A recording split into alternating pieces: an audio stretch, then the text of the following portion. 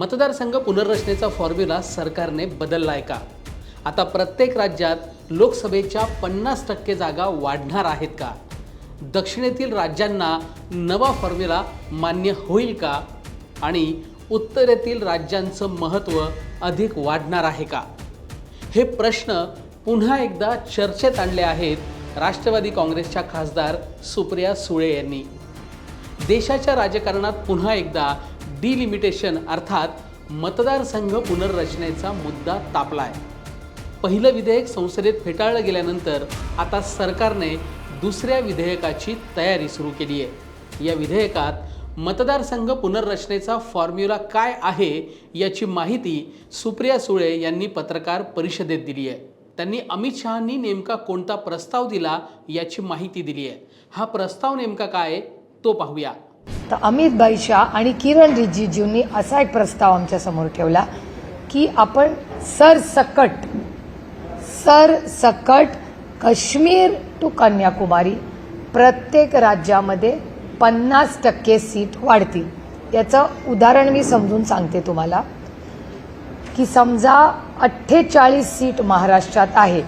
48 तर 50% किती होतं? 24. म्हणजे 48 प्लस 24 म्हणजे 72. म्हणजे महाराष्ट्रातून 72 खासदार निवडून जातील. आणखीन एक उदाहरण तेथे समजून सांगायला सोपं करण्यासाठी सगळ्यांना की उत्तर प्रदेशमध्ये 80 खासदार निवडून जातात. त्याचा 50% म्हणजे 40. म्हणजे उत्तर प्रदेशातून 120 खासदार जातील. सोपं झालं? क्लिअर? No confusion? आता समजा आपण महाराष्ट्र केंद्रबिंदू ठेवूया कारण का आपण महाराष्ट्रात बसलोय, मुंबईत बसलोय. 72 खासदारांमध्ये पहिलं SC ST ला आरक्षण द्यायचं. त्याच्यात 3 सीट जातात हिशोबाप्रमाणे. 3 सीट गेल्या 72 मधल्या, एकूण 70 राहिल्या. एकूण 70 मधल्या 33% आरक्षण जाणार, त्या महिला जाणार. राहिल्या 48 ज्या ओपनला राहतील. Any confusion, any questions? मगच पुढच्या टप्प्यात जाते. तर हा 50% सरसकट देशात वाढ आली तर कुणाचा विरोध आहे का? तेव्हा मी स्वतः, शिवसेना स्वतः, असं दोघेची आम्ही सगळ्यांनी सांगितलं हा लोकसंख्येपेक्षा हा जास्त योग्य आम्हाला वाटते. आम्ही इंडिया अलायन्समध्ये चर्चा करतो आणि मग तुम्हाला सांगतो. दक्षिणेतील राज्यांचा उल्लेख सुप्रिया सुळे यांनी केला आहे. या नवीन फॉर्म्युलानुसार एकूण जागांचं गणित कसं बदलेल आणि दक्षिणेतील राज्यांच्या किती जागा वाढतील ते आपण आता पाहूया. लोकसभा मतदारसंघांची संभाव्य पुनर्रचना जी चर्चेत आहे त्याचा विचार केला आणि 50% जागा जर यात वाढल्या तर काय होऊ शकतं ते सगळ्यात आधी पाहूया. यामध्ये सध्याच्या एकूण जागा आहेत 543. पुनर्रचनेनंतर या जागा होऊ शकतात 815 आणि बहुमताचा संभाव्य आकडा असू शकेल 408. आता दक्षिणेतील राज्यांचा विचार करायचा झाला तर कर्नाटकमध्ये सध्या जागा आहेत 28 आणि पुनर्रचनेनंतर त्या होतील 42. आंध्र प्रदेशमध्ये 25 जागा आहेत, पुनर्रचनेनंतर त्या 37 पर्यंत जाऊ शकतात.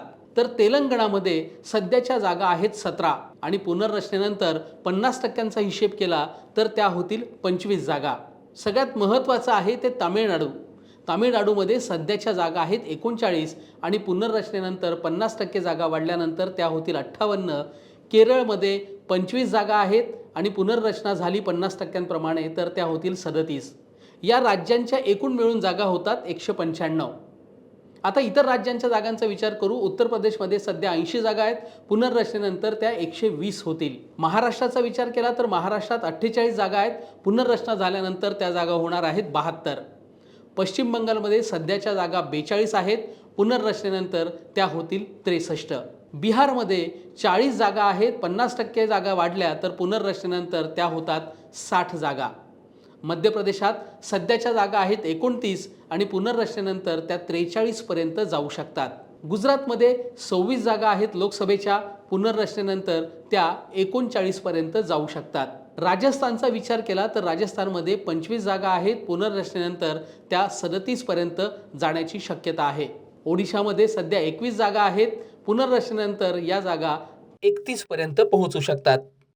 आसाम जो भाजपचा बालेकिल्ला मानला जातो तिथे सध्याच्या जागा 14 आहेत, पुनर्रचनेनंतर त्या 21 जागा होऊ शकतात। झारखंडमध्ये सध्या 14 जागा आहेत, त्या पुनर्रचनेनंतर 21 होतील।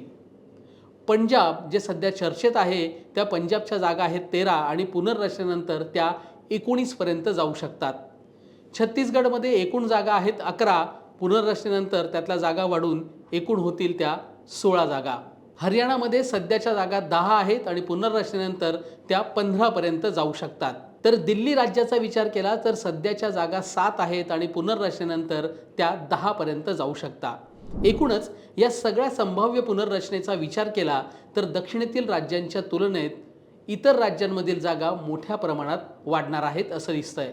त्यामुळे दक्षिणेतील राज्यांमधील राजकीय पक्षांची आधीची भूमिका कायम राहणार की काही पक्ष या विधेयकासाठी वेगळी भूमिका घेतात ते विधेयक संसदेत मांडलं गेल्यानंतरच स्पष्ट होऊ शकतं। पण एकूणच या विधेयकाची जी चर्चा सुरू आहे त्या चर्चेच्या अनुषंगाने महाराष्ट्रात ज्या घडामोडी घडल्या आहेत त्यात सगळ्यात जास्त चर्चा होते ती NDA सोबत शरद पवारांची राष्ट्रवादी काँग्रेस जाईल का, आणि सुप्रिया सुळेंनीच या प्रस्तावाबाबत सकारात्मक भूमिका मांडल्याने नेमकं उद्धव ठाकरेंच्या शिवसेनेची हीच भूमिका आहे असंही त्यांनी म्हटलंय। त्यामुळे ठाकरेंची शिवसेना आणि शरद पवारांची राष्ट्रवादी या मुद्द्यावर NDAला साथ देतात का ते पाहणं महत्त्वाचं ठरणार आहे आणि यामुळे इंडिया आघाडीचं काय, काँग्रेसची भूमिका काय असे अनेक प्रश्न यामध्ये चर्चेत आहेत। या सगळ्यांची उत्तरं या अधिवेशनात हे विधेयक मांडलं गेल्यानंतरच होऊ शकते। या सगळ्याबद्दल तुम्हाला काय वाटतं ते कॉमेंट बॉक्समध्ये नक्की लिहा। व्हिडिओ पाहिल्याबद्दल धन्यवाद।